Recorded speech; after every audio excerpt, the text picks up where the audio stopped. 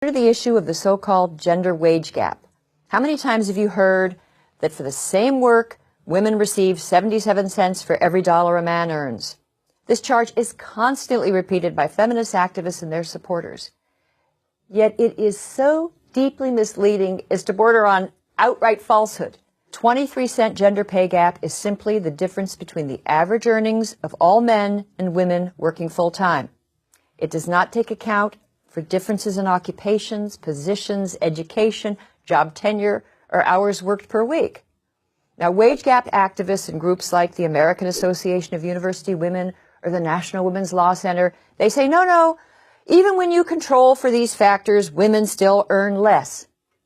Well, it always turns out that they have omitted one or two crucial data points.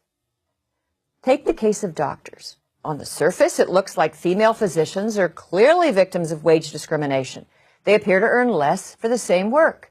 But dig a little deeper beneath the surface, and you find that women are far more likely than men to enter lower-paying specialties like pediatrics or family medicine than higher-paying cardiology or anesthesiology.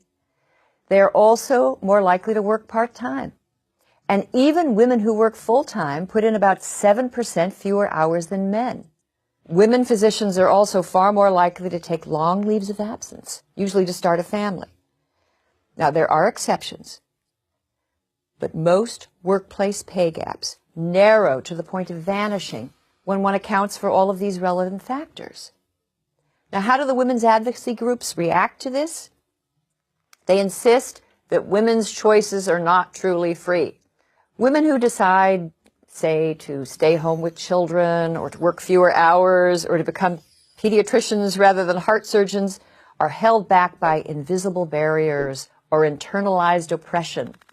According to the National Organization for Women, powerful sexist stereotypes steer women and men toward different educational training and career paths and family roles. But is it really social conditioning that explains women's vocational preferences and their special attachment to children? Perhaps in the pursuit of happiness, men and women take somewhat different paths.